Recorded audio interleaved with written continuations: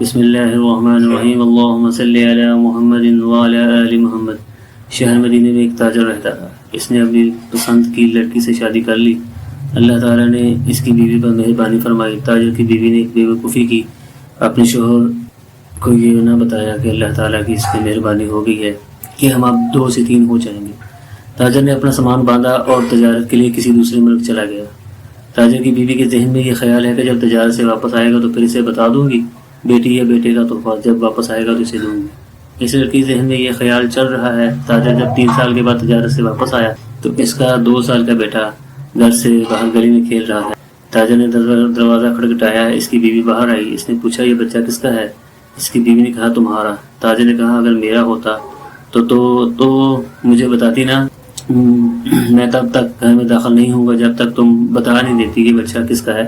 بیوی نے کہا کہ تمہارا۔ تاجر اپنی بیوی سے کچھ کہنے ہی والا تھا کہ اس کی بیوی نے اس کے منہ پر اپنا ہاتھ رکھ دیا اور کہا یہ بیٹا تمہارا نہیں ہے۔ اس کے شوہر نے کہا نہیں۔ اس کی بیوی نے کہا میں اپنے بیٹے کو اٹھا لیتی ہوں اور امام الانبیاء محمد مصطفیٰ صلی اللہ علیہ وآلہ وسلم کے پاس لے جاتی ہوں۔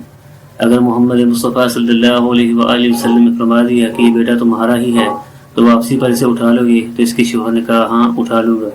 اس کی بیوی نے بچے کو اٹھا لیا اور بچے کو لے کر چل پڑی، اور اس کا شوہر اس کے آگے آگے چل پڑا اور غصے کے ساتھ اپنی بیوی کو دیکھنے لگا، اور دونوں میاں بیوی چلتے چلتے مسجد نبوی میں امام الانبیاء جناب محمد مصطفیٰ صلی اللہ علیہ وآلہ وسلم کے پاس پہنچ گئی۔ اس کی بیوی بچے کو لے کر گود میں بیٹھ گئی اور اپنی بیوی کے پاس یہ کھڑا ہو گیا۔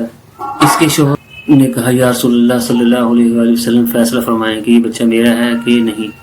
نبی صلی اللہ علیہ وآلہ وسلم نے فرمایا کہ بچہ تمہارا بچہ آ گیا ہے، لیکن جس نے اس کا فیصلہ کرنا ہے کہ یہ بچہ تمہارا ہی ہے یا نہیں، ابھی تک وہ میرا بچہ نہیں آیا۔ ابھی بات ختم ہوئی نہیں کہ 4 سال کے حسین علیہ السلام مسجد میں داخل ہوئے۔ وہ بچہ اپنی ماں کی گود میں بیٹھا ہوا تھا۔ اس کی نظر امام حسین علیہ السلام پہ پڑی۔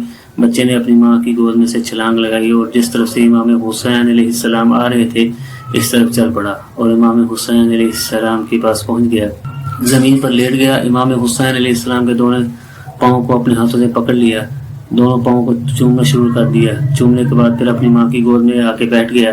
پھر اس کا شوہر بولا یا رسول اللہ صلی اللہ علیہ وآلہ وسلم فیصلہ فرمائیں کہ یہ بچہ میرا ہے کہ نہیں۔